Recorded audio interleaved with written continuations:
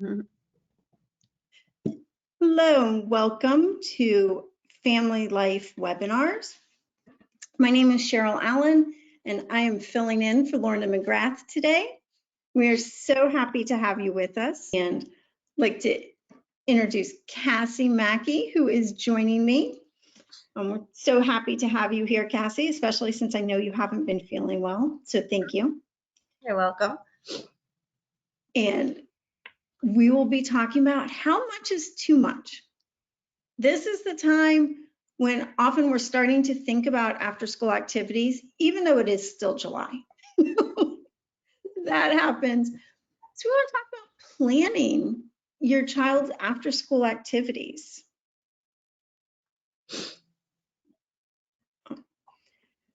There's a lot to consider with after school activities and what's happening just during the day. So just a few things that we thought of were family time, school, activities, friends, learning, relaxation, and sleep. I'm sure that there's more that you can think of that for your child. So our question, which we're going to give you about 45 seconds to a minute to think about, is how do we encourage our children to expand their knowledge and opportunities and still allow time for everything?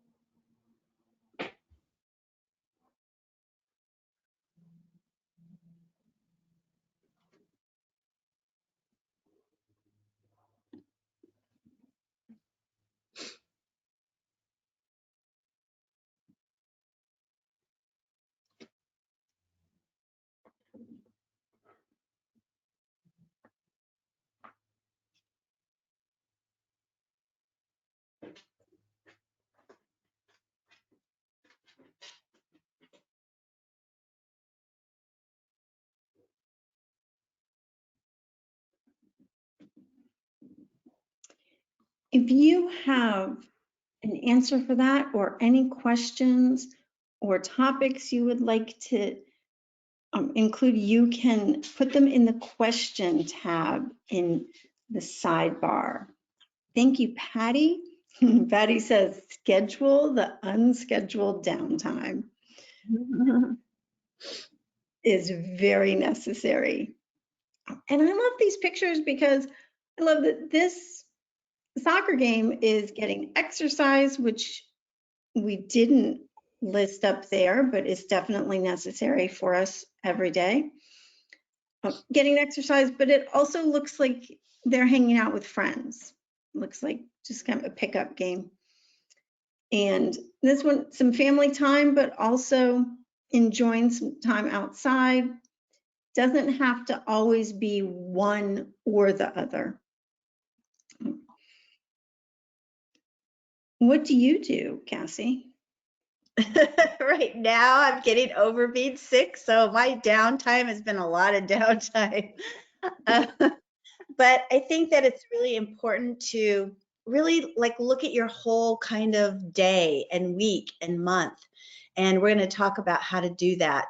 But I think some of my favorite times are the down times, which are unscheduled, where my husband says, hey, let's go, up to, we live in Arizona, so it's very hot now. So let's go up north and do some paddleboarding.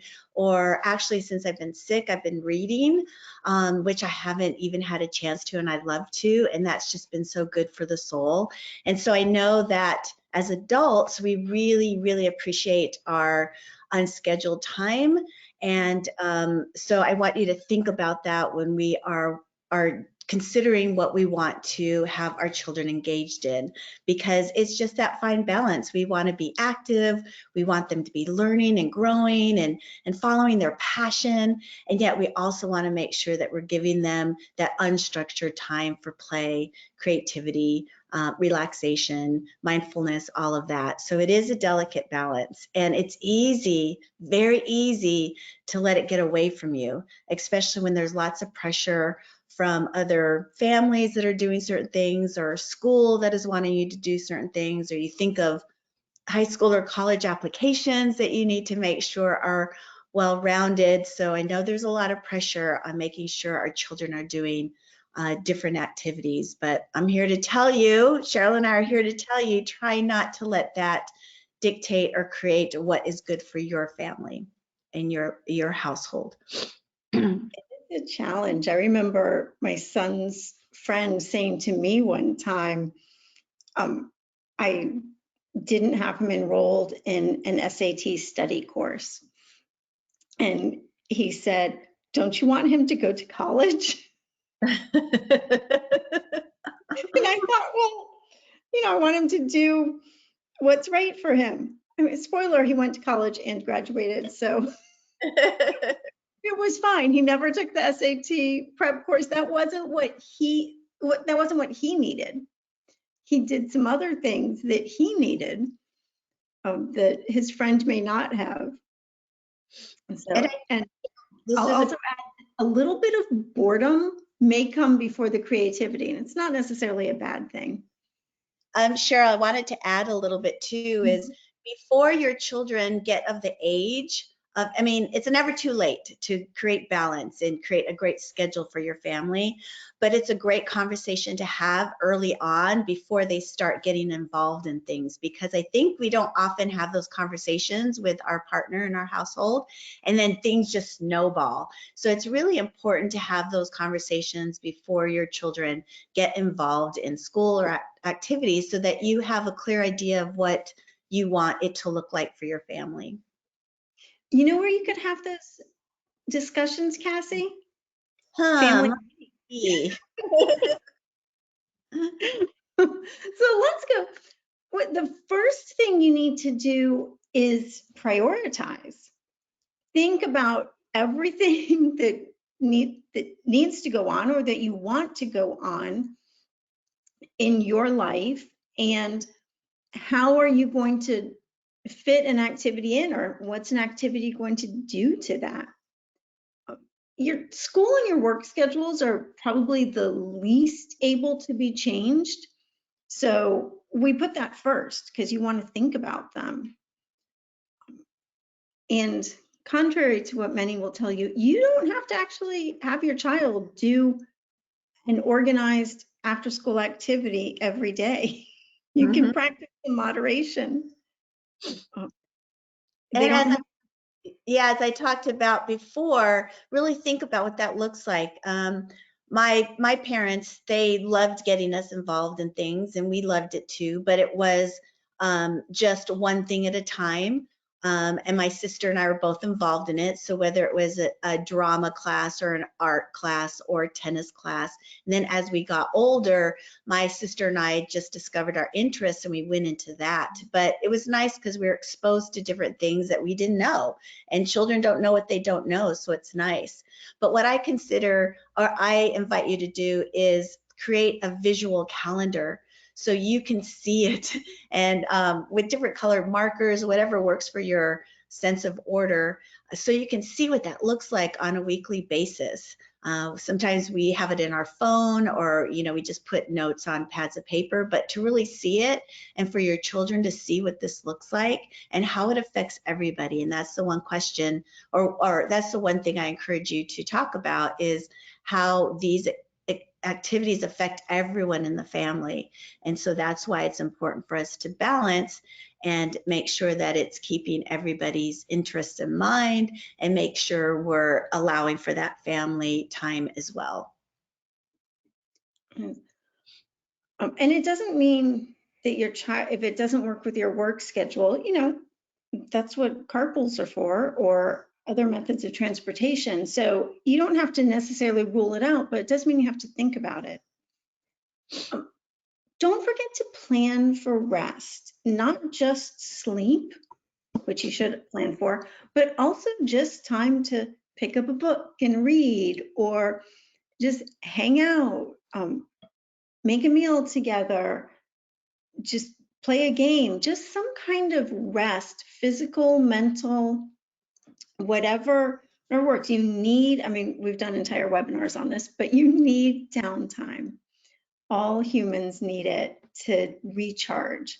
So don't forget, as Patty said, to schedule it. And along with that comes scheduling your healthy meals. I think sometimes that's the first thing that goes out the door is when we're running from one activity to the next. We are feeding our children in the car, or they're coming home from an activity late and they're getting fed then. So again, talk to your partner in your household to determine what a priority is. I think I told this story before, but I love this story because my sister and I are very active in high school, and we would come home starving after our athletic activities. And so my mom would have dinner ready for us, and she would sit down and she would eat her salad with us. We'd eat everything. And then when my dad came home, she would eat her main meal with him. And then we'd all get together and have a dessert or something. You know, it was important for us to come together at some part of the evening and have a family meal. So you know, it's easy to just be able to throw in some protein bars and some Lunchables, and I'm not judging that at all because there's times that you have to do that. But again, if this is a priority, make sure that you're scheduling that in, that there's maybe some non-negotiable evenings that there will be family dinners and healthy meals being created. Definitely. And create that time for family, which may be around the meal. I mean, we ate very early when my son did swim team because we all ate together and it was fine. We were all hungry. We did a lot of prep ahead of time, but also time to play games, to just read, to just be together, and allow time for friends. Now, for some, that might be their after school activities, may also be their time with friends. I know that was very true for my daughter, and actually for both of my children, but also they needed time for people to be able to come over or to go to the library with them as they got older. So just having some time. And the one thing I want to talk about as far as having friends over, getting together with friends, again, make a plan for this. So you might want to sit down with your children and say, you know, please never ask me in front of the child after school when we're about to get into the car if they can come over and play.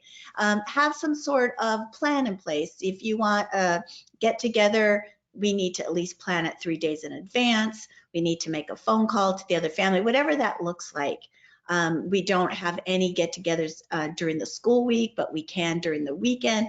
So again, this is going to help you manage your activities better if you set some parameters down. And not that you can't be flexible, or not that things won't be coming up that you can adapt to, but if you have a plan, it's so much easier to be able to remind them of what the plan is and the reason why you have to say no to certain things at certain times.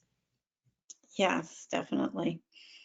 We always had the day before rule, except my friends could ask the day of, and we would usually take a child home.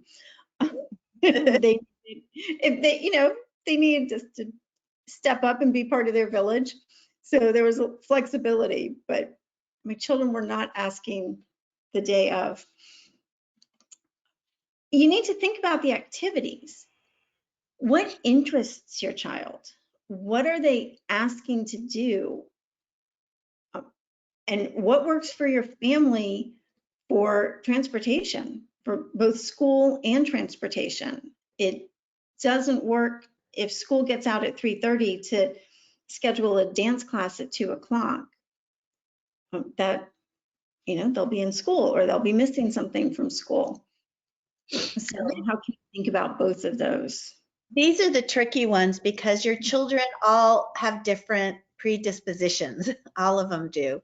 So they're going to respond to different things. Some children thrive on schedules and they love that. And other children don't respond as I don't want to say as well, but that's not kind of their time frame.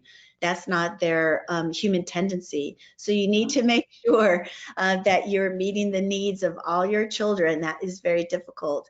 And you want to know your child's interests as well. And as I said earlier, you want to expose them to things they might not have ever known was even out there, but you also want to make sure that it's something that they're interested in and not something that you're interested in them doing. Can propose something. A lot of these after school activities will give you a chance to come for a class or come observe or spend some time there before you actually sign up. So I always suggest doing that as well, so the child can understand what is really being asked of them in these activities. Yeah. And my daughter went to summer camp for the activity that she ended up spending most of her time in. And it was she was part of a youth circus, and it was fairly intense, but she was ready by the time she joined it for that amount of time. And it had a lot of variety in what she was doing. And her best friends are still out of there. So how can you limit the number of planned activities? For us, once my daughter was in 6th grade, circus was it. Like, she wasn't doing anything else after school because that was all I could take her to. And we worked out with somebody else, so I picked up another child, and then that mother brought them home. It worked out really well for us. We weren't spending hours there. And what are the follow-through expectations? So especially when they're younger, their interest may be something that they've seen, but it might not be the day-to-day. So my poor daughter, but when she was very young, about 4, she really, really wanted to do ballet. And partway through it, she said, "This is so boring. You just have to be quiet and listen to the teacher." Not necessarily her skills. So we said, "Great, you made a commitment to go through the recital, but we won't sign you up again. That's okay." And then after the recitals, "Oh, this is great. I want to do this." I said, "But it requires, to do the recital, requires going to class, and we're going to see how it goes not doing it next time because you weren't really ready to do that." She was 4. She needed us to talk her through that. She never took ballet again. It still wasn't her thing. I think, Cheryl, this is so important to talk about. Both of these last 2 things you mentioned is limiting the number of activities. Again, having that understanding what that looks like. I had a family who they wanted the child to do something active, and they wanted to do have the child do something cerebral or artsy. And so they had 2 activities. There was 2 children in the family, and then they limited their family or sleepovers to once a month or play dates. And it was very clear. And of course, as the children aged, that kind of changed, and they renegotiated what that looked like. But it really was helpful for this family. The other thing that is really important that you mentioned is follow through expectations. I think sometimes our children want to do things because somebody else is doing it. They saw something on TV. They have an expectation what that looks like, and they get into it. And I think, oh, this isn't what I want to do. But you have to determine if you want to teach your children perseverance, dedication, commitment, and have that conversation. We planned on doing this for 5 weeks, and it's every Thursday, and we're going to go every Thursday for 5 weeks, and you have that out on a calendar. And if they come home saying they don't like it, those are great conversations to talk about. What are aspects of it that you do like? What are some things that this has taught you about yourself? So there's always teachable moments in these activities. The one thing we suggest is not to just pull them out right away, because we want them to build up that grit and that resilience to accomplishing something. And also, a lot of times you'll hear children, and I still hear from my alumni, sometimes they come back to me, and they're like, "Oh, I don't like that teacher." And so you'll get that a lot. "I don't like the teacher." And so we want our children to be able to work with a diverse range of personalities, especially when they get into high school and college and life in general.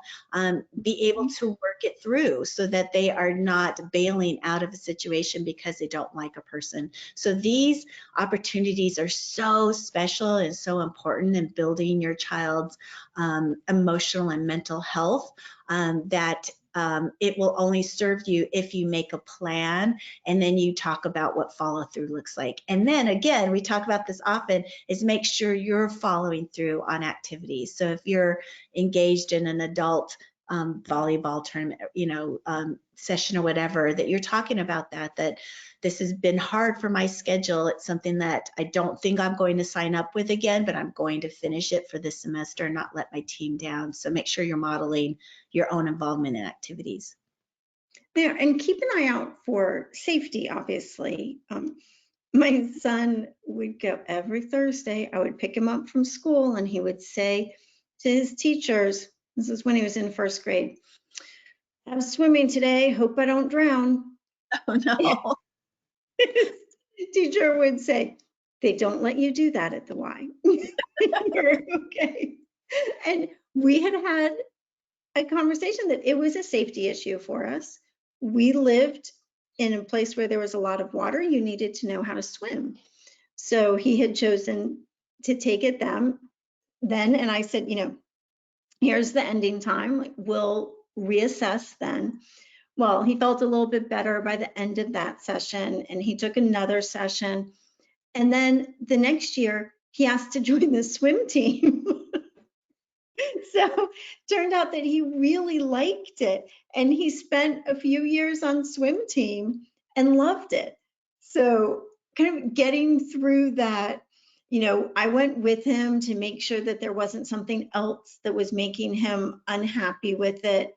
But really, he just was nervous at first and he needed to learn to swim. So that was follow through. That's a good point, Cheryl, because I think a lot of children, especially in the 9 to 12 years of age or even later, is they start really being self-conscious. And if they're not good at something right off the bat, they don't want to do it.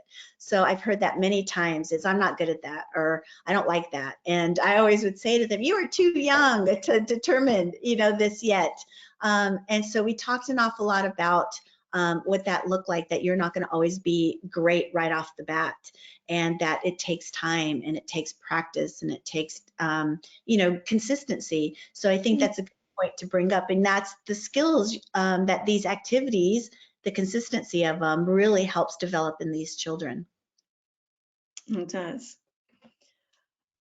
Sometimes it just is too much, or you realize you've planned too much. So these are some of the signs to look for. If your child is exhausted, if they're not able to get up in the morning, and that's a new thing, if they aren't able to make it through dinner or through eating, you want to reassess what's happening with their activities. If you're exhausted, you need to reassess them too, because you have to ask yourself, if I'm exhausted, then how are my children feeling about this kind of, day-to-day, activity-to-activity kind of schedule that we have created. And it also creates high levels of stress. Trying to get them out the door, getting home. You have to eat. I know it's only 2:30, but you have to eat dinner now because we have, soccer practice, and then we have ballet, practice, or whatever that looks like. You got to get this down. Take it in the car. You have to have your bags packed for the next activity. Just think about that stress level. And then, the children may be thinking, I have no idea when I'm going to get my homework done, or I have this big project that I need to do, and I don't even know when that's going to fit in things. And again, this is no judgment on parents. We've all been there, but we want to make sure our children are there on time. We want to make sure that they have all the things that they need. And so we're kind of, come on, let's go. And our stress level is going up. And that obviously affects the children too, because their stress level goes up as well. And children don't always express their stress in an anxiety kind of ridden way. As Cheryl said, it could just be that they just end up being really tired and exhausted. And I think farther down, it does say the changes in their eating patterns or the changes in their sleeping patterns might be signs that, they're experiencing some high levels of stress. And I think you touched on a lot of them, but frequent headaches, my stomach hurts, my arm hurts, frequent pains could be from lack of sleep, from the stress, from eating. So think about those. If you're hearing those, is it too much activity? Do they not have enough downtime? And that's a good time to talk to them, because you will have children who don't want to go to swimming because they might be self-conscious or nervous, so they will tell you they have a headache every day. So you don't want to ignore them, but you want to, as Cheryl said earlier, you want to make sure that you just explore it. So go observe, go talk to the teacher, just keep an eye on that. And a lot of times you will notice that it's something underlying that's affecting them, and it's showing up in that capacity. Also, sudden decline in academics. Sometimes children are so heavily invested in their after-school activities, which we love, and it's wonderful, but then we see that their academics is starting to suffer a little bit because they're trying to do their homework in the car, on the way to school the next morning, or really late at night after they've gotten back from their activities. So scheduling time when they are when there's an opportunity for them to do homework is really, really important when you are scheduling in your week-long calendar of events. Yeah. Signs of anxiety, depression, irritability. I mean, the flip side of this is being involved in activities can reduce anxiety, depression, and irritability. So there's always a fine line that you're walking, but be aware of that. If your child is suddenly much more irritable than they used to be, ask them about it. Ask them what's going on. See, they may not be aware themselves. Check how much sleep they're getting, check what they're eating, and check on the activities. Is there too much? Do you need to sit next to you? I think it's really important to decide when it's the dream is over. I'm going to put it that way. I've come across several families or parents who are so committed to supporting their child in going for their dreams, whether it's in soccer or football or dance or whatever that looks like, or chess or whatever that looks like. And and they have their children in something since they were little, and it's become their life. They don't only do it in school, but they do it in club sports, all of that. And it becomes the culture of the family. And not that that's good or bad, but sometimes these children will tell you that they're done with that. They're done with that aspect of their life. And that's so hard sometimes, because as families, you think to yourself, oh, I put so much energy into this. We spent every weekend supporting our child in this, all the financial commitment, and now they're just done with it. They're just done with it. And so that can be a disappointment of yours. And so be careful with that, because they're telling you something with their actions, like this list here. And so it's really important for you to investigate that, to have conversations about that, not to get frustrated, not to get, do you know how much money we put into this? Do you know how much time we put into this? Really allow them to have the space to explore what they're needing and what they're interested in next, and to allow that to been a really amazing, wonderful time for your family, but to know there's other new things ahead for your child and for you as well. And Kathy, in line with that, withdrawing from family or friends, I mean, they may just not feel like they have enough time for it. So we had a situation like that, which, as I said, my daughter did youth circus, and for a while she was doing so many different acts that she was there 5 days a week, and she loved it. And that was fine. Those were her friends. She loved it. She was home in good time. It was working out. As she went on through high school, she had more homework, and she said at one point, I'm going to just cut down to 2 acts. I'm only going to do those 2, and then I have less time that I need to be at circus, and it'll give me a whole day where I don't go to circus. I just come home. I can spend time with my friends and get all my homework done. It was a great situation for her. She, maybe didn't perform as much, but she was really happy with what she was doing in the preparation for performing. So that was a good balance for her. We talked about change in eating or sleep patterns. I mean, we just always watch out for that. And if they start missing scheduled activities or complaining a lot, follow up on it. Is it too many? Is it too much? Is there something going on there? I like to be able to go to the activity if my child really doesn't want to go, because I want to see, is there somebody that they're not getting along with? Is the coach rougher than I thought with them? What's going on? There might be a lot. Anything else on this page, Cassie? I think we covered it. All right. It's not all bad. Joy and having fewer activities may mean more enjoyment.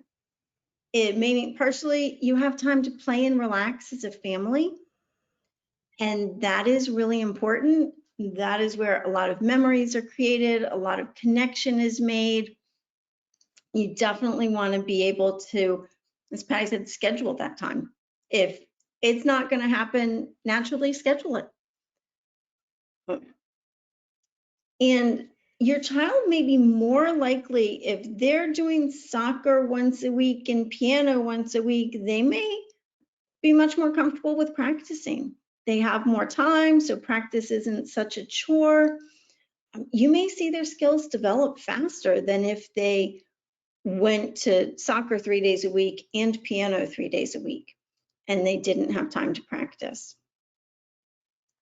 And we always encourage to develop a daily reading habit. And this goes for the whole family. So whether that is after dinner or sometime during the weekend or whatever that looks like, well, this is daily, so sometime during the day, to encourage reading. And again, we don't want to force it because some children aren't in that sensitive period yet, and they hate reading, and that half an hour time is torture for them.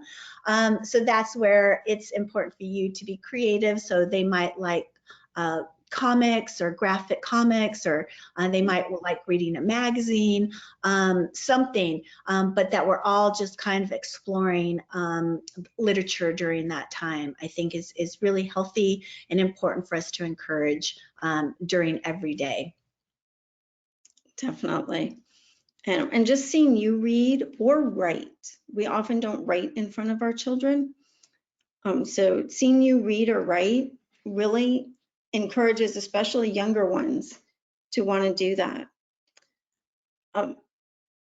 We keep talking about this, but create time for relaxation and spontaneity. It's hard to go north and paddleboard if you have 2 soccer games and piano lessons. If you have to cancel a whole bunch of things to be able to take a day or a couple of hours or go on a hike or something, then you need to be able to create more time for that. Yeah, that's a good point. And also, I mentioned this earlier, is continue to monitor their interest and their happiness, because that's going to change as they get older. And it might become bigger, and their passion might become greater, or it might wane. So it's important for you to just reevaluate. I always say to reevaluate every semester going into your next block of time, and talk about what's working for not only your child, but what's working for your family as well. And be honest. I think it's important, especially, with our older children, financially, what this looks like, and not just the cost of being a part of an activity, but all the equipment that comes with it, or the uniforms that come with it, or the travel gas that comes with it, or whatever that looks like. I think it's really important for your children to see that it's not just about signing up and showing up. It takes there is a commitment, a financial commitment that the family makes together, and not to ever make them feel bad about it or that they're causing the family harm, but just to say, no, as a family, this is the amount of money we have on extra activities. Let's really choose wisely on what we want to do. And if they want to switch, I think my niece had played lacrosse since she was little, and she was in high school, and I think she might have played junior varsity her freshman year, and it was just really competitive. And so her sophomore year, she said to her parents, "I'm not going to try out for lacrosse. I'm trying out for the tennis team." And they were like, "Okay." And when my sister told me, I said, "Oh, I didn't realize she had taken tennis lessons." She never had. So she tried out for tennis, and it wasn't a matter of having to buy any equipment or anything. That was all provided by the school. But you know what? She played tennis for the rest of high school. I love that. Learned a lot. She definitely was not the best one on the team, but she got to play, and she got to learn something new, and she was really happy with it. I love that. We were all a little surprised. Talk about balance all the time in everything. So Cassie helped organize us in really what this balance creates, and really strong mental, physical, and emotional health. Balance doesn't solve everything, but it sure does help support everything. So and we know, as we've talked, about this many times, is that, according to research, our children are suffering more anxiety and depression and stress more than ever. And so we really want to make sure that we are giving them opportunities to create strong mental, physical, and emotional health. And we also want to be able to provide that balance so that we're not negating all the things that these after school activities can have on our children. So, making sure that you have that balance, and to you, it might look different than another family. So try not to compare your family to another family. You don't know what's going on in their family. They don't know what's going on in your family. You and your partner, you and your family, you have your goals, your values, your priorities, and your mission for what you want your children to be when they become adults. And that's what's leading you in determining what your schedule is going to look like. Balance creates creativity. And I said earlier, often a little bit of boredom comes before creativity.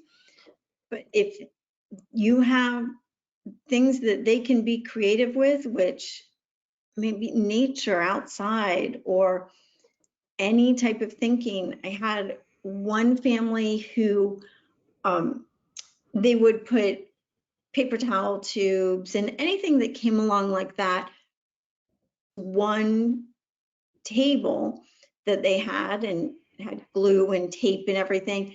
And so their child could go build there. And often he would wake up early on Sunday morning, and mom and dad didn't really want to, and he knew he could go build using anything on that table or in that space, and he would make these huge contraptions with all of these recycled material. So he was learning to express himself creatively, just by having things available. Doesn't have to be whole new sets of markers or anything. Right. And being creative involves having the time to explore and grow. And when we're creative, we become so absorbed in our work. That's the hope, is that we reach this meditative state of flow that you'll often see in a Montessori class. But, you know, we're not always giving our children the time to come on their own. Oh, Mishka. So creativity is making something out of nothing. And it takes time for that to happen. And so our goal is to create these, you know, global citizens, these well-rounded whole humans, these Renaissance children. And in order to do that, we need to make sure that we're giving them ample amount of time to be able to really feel out their creative juices and explore that. Okay. I was just going to say self-awareness. This is one thing we don't often think about, but they need time in their day to simply be themselves, not be the soccer player, not be the person who does ballet, or not be the person who does chess, but they need time to just be able to get in touch with their emotions and to ultimately figure out who they are and what they want to become. Sometimes they just get into this, I guess I'm going to be a soccer player, I guess I'm going to do this, this is what's planned, and they don't want to disappoint. That's a big part of it. They don't want to disappoint the adults in their lives. So when they have this time to have this downtime, this calm, quiet moments for reflection and introspection, it really helps them explore topics in depth and without time constraints or any sort of curriculum or any sort of schedule, or definitely any sort of grades or score attached to it. And it helps them develop skills that we all like to have as adults, or all hope that all adults around us have. Skills in organization, independence, time management, collaboration. So almost anything that they're going to do is going to require all of these, and let them practice it. So it's great to have activities, and it's great to have the time to continue to practice it on their own. So not necessarily adult guided organization all the time can be really helpful. And you're not going to find the balance right off the bat. You're going to have to play with it, and it might work. Your schedule might work for a while, and then it doesn't. So it's something that you always have to readjust. You have to reflect on. You have to have conversations about, and you have to, you know, as I suggested earlier, you know, have that visual mapping so everybody knows what's going on in the family at any given time. And I know they have digital calendars now that you can share with your family members so everybody knows where everyone's supposed to be. So those are helpful as well. But it's nice to have it on one central place in your household so everyone can go and refer to it. And always check in at family meetings about how are we doing with balance.